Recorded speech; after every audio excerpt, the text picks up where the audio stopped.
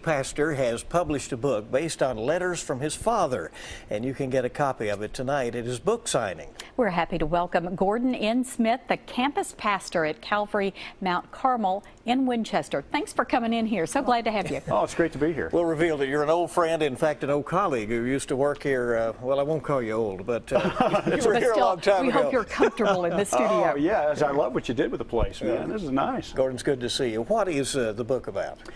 The book is a compilation of letters that my grandfather wrote to my grandmother in the 1920s, from the period of 1926 to 29, while they were courting.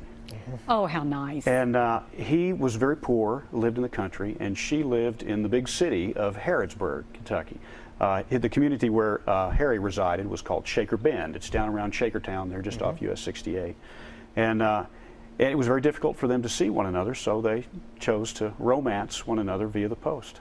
Had to be wonderful for you to dive into these letters and read them, but what do you hope that readers get out of this? You know, it was wonderful to be able to see a picture of my grandfather, and when my father gave them to me for a birthday present, my grandfather and I were roughly the same age, so I got to see him at 30 years of age.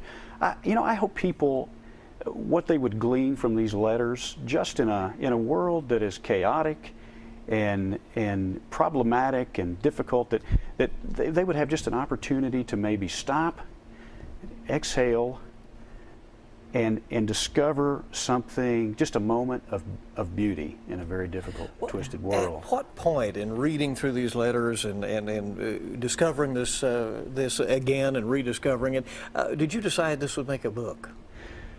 You know, I've been thinking about it for a long time. When I first got them, I thought, well, you know, somewhere along the line, maybe you should consider compiling these into a book.